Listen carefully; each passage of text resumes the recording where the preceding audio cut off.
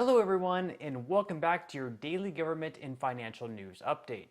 As always, I'm interested in hearing your thoughts on everything, and I wanted to thank everyone for giving my videos likes and sharing them, as that certainly helps push these videos out to other people like you. Okay, so the most recent jobless claimers report was released this week, which totaled 250,000 for the week ending on August 13th, down 2,000 from the week prior. Continuing unemployment claims, on the other hand, totaled 1.437 million. With inflation running at a 40-year high, these are numbers that policymakers are watching especially closely, being that the recent interest rate increases by the Fed have been intended to cool the labor market. At the moment, reportedly, there are right around 2 jobs open for every available worker. And at the Fed's recent meeting in July, they said they would continue to raise interest rates even more in an attempt to lower inflation, even if that meant more of a slowdown in hiring. And so many experts believe that the Fed would be a lot better off sort of just ripping the band-aid off right now and raising the rates significantly rather than slowly raising the rates over time, which could take a lot longer to get inflation back under control.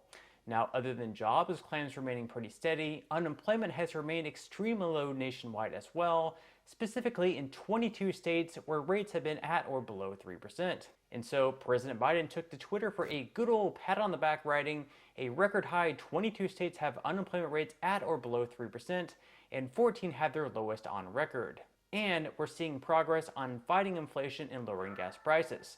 I promise to build an economy from the bottom up and middle out. We're on the right track. So I do have to give Biden credit where credit is due. The jobs recovery and low unemployment rate are impressive.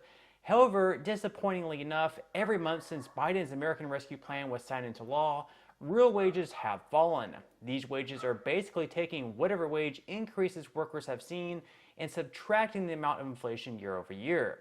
So, for example, if someone received a 5% raise at work, that would normally be a really good raise, but inflation was at 8%, they would have actually seen a wage decrease of 3%.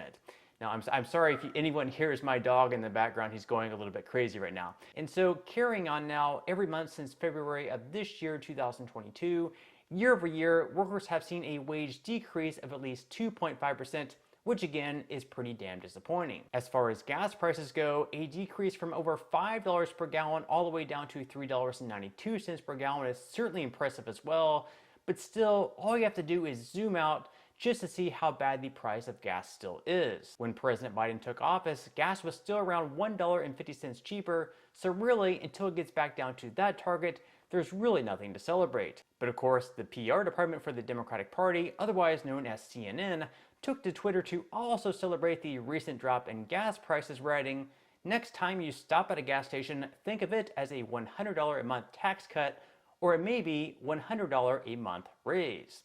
The tweet, of course, quickly backfired, with one user pondering, "I'm wondering what drugs the people liking this tweet use. I would like to know also." Another user tweeted, "Folks, this is why we shouldn't teach the kids Common Core math." And yet another user tweeted, "Let me steal $200 from your wallet when I give you $100 back to you.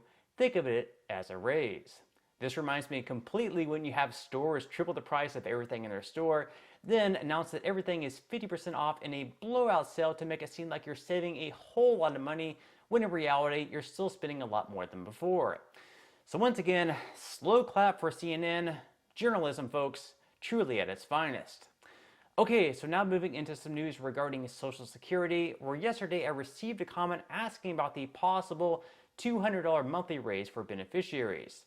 Dennis wrote, "What's your take on the $200 Social Security increase?" Okay, so first off, thank you so much for this question, Dennis. And this is all stemming from a proposal from Bernie Sanders and co-sponsored by Peter DeFazio and Elizabeth Warren. Now, as Dennis says, if the bill passes, Social Security beneficiaries would receive $200 more per month, which would boost the check from $1,658 per month on average, up by right around 12%. Then from there, seniors would receive an additional cost of living adjustment boost year over year, which would be an additional 9 to 10% on top of that, at least for 2023, and then we'll see if inflation can get under control from there.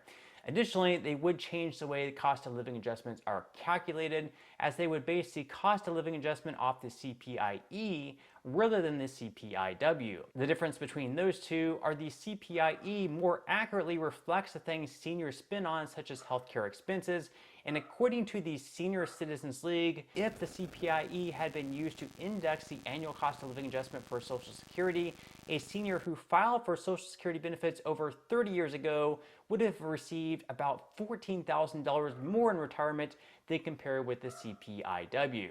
So as you can see, quite a bit of difference between the two calculations. Now, obviously, this bill would help those out on Social Security benefits quite a bit. A $200 increase would cover at least a couple weeks of groceries alone, as long as inflation doesn't creep up too much higher. But at the end of the day, at least in my opinion, I just don't see this particular bill passing anytime soon. So the fact is, at this point, only the real progressive Democrats, such as Bernie Sanders and Elizabeth Warren, really support this bill, and it's not really gaining too much traction at this point in time.